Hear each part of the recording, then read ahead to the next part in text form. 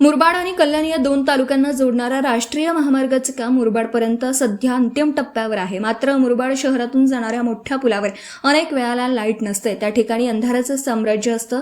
या संदर्भात मुरबाड तालुक्यातील सामाजिक कार्यकर्ते भरत दळवी यांनी संबंधित प्रशासनाला कळवलं होतं. त्यानंतर सुद्धा कल्याण ग्रामीण भागातील मामनोली नाक्यावर लाईट नसल्याचा प्रकार पुन्हा एकदा सामाजिक कार्यकर्ते भरत दळवी यांनी निदर्शनास आणला आहे. एक दिवस लाईट असते तर एक दिवस लाईट नसते, असंच जर सतत चालू राहिलं तर या महामार्गावर अंधारामुळे अपघात होण्याची शक्यता आहे. राष्ट्रीय महामार्ग प्रशासनाने याकडे जातीने लक्ष घालावं अशी मागणी भरत दळवी युवा विकास मंच मुरबाड विधानसभा आणि ठाणे जिल्हा एकता मंच कल्याण ग्रामीण यांनी केली आहे.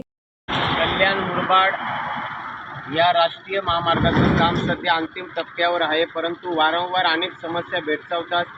रस्त्याच्या कामाचा कुचकामीपणा, कधीकधी रस्त्यावरची लाईट वारंवार जात असते. मुरबाडच्या ब्रिजवरची लाईटसुद्धा मागे 7 वाजता चालू होती, लाईट भेटत नव्हती. त्या संदर्भामध्ये सुद्धा आपण व्हिडिओ टाकला होता. आता मी मामनोली गावात आहे.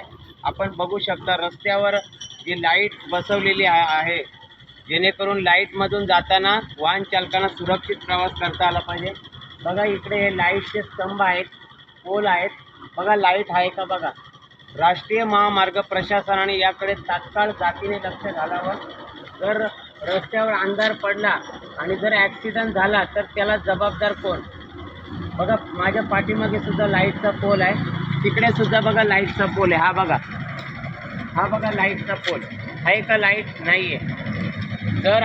जर प्रकार वारंवार घडायला लागला तर आम्हाला राष्ट्रीय महामार्गावर उतरावं लागेल, हे आंदोलन करावं लागेल.